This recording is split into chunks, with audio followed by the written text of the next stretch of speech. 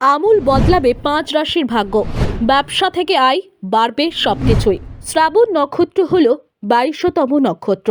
এর প্রতীক কান এবং নক্ষত্র প্রভু হলেন বিষ্ণু। যদি কোনো ব্যক্তি শ্রাবণ নক্ষত্রে জন্মগ্রহণ করেন তবে তার নক্ষত্রের অধিপতি হলেন চাঁদ এবং আপনার রাশিচক্রের অধিপতি হলেন শনি।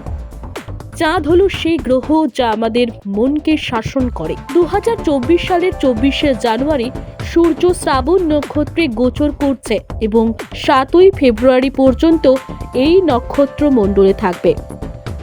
শ্রাবণ নক্ষত্রে সূর্যের গোচর কিছু রাশি চক্রের জন্য খুব উপকারী প্রমাণিত হতে চলেছে। আসুন জেনে নেওয়া যাক শ্রাবণ নক্ষত্রে সূর্যের গোচরের ফলে কোন রাশির অর্থনৈতিক বৃদ্ধি হবে। মেষ রাশি। সূর্য নক্ষত্রপুঞ্জের গোচরের শুভ প্রভাবের কারণে চাকরিতে অগ্রগতির সুযোগ আসবে মেষ রাশির জাতক জাতিকাদের। অর্থনৈতিক ক্ষেত্রে মেষ রাশির জাতকদের প্রচেষ্টা সফল হবে। আপনি যদি চাকরি পরিবর্তনের চেষ্টা করেন তবে আপনি এতে সাফল্য পাবেন। বেকারদের কর্মসংস্থান হবে।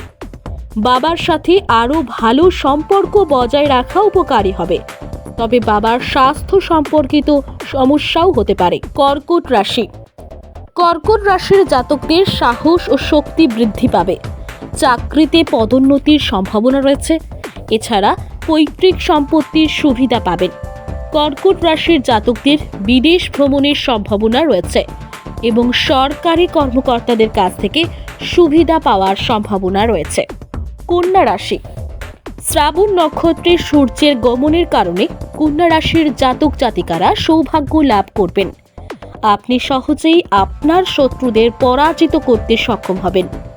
আপনার কোনো আইনি কাজ আটকে থাকলে তাতে সাফল্য পাবেন। শিক্ষামূলক প্রতিযোগিতায় সাফল্যের সম্ভাবনা রয়েছে। সামাজিক ক্ষেত্রেও প্রতিপত্তি ও সম্মান বৃদ্ধি পাবে। চাকরিতে অফিসারদের কাছ থেকে উৎসাহ পাবেন। তুলা রাশি। শ্রাবণ নক্ষত্রে সূর্যের গমনের কারণে তুলা রাশির জাতকরা জীবনে সুখী হবেন।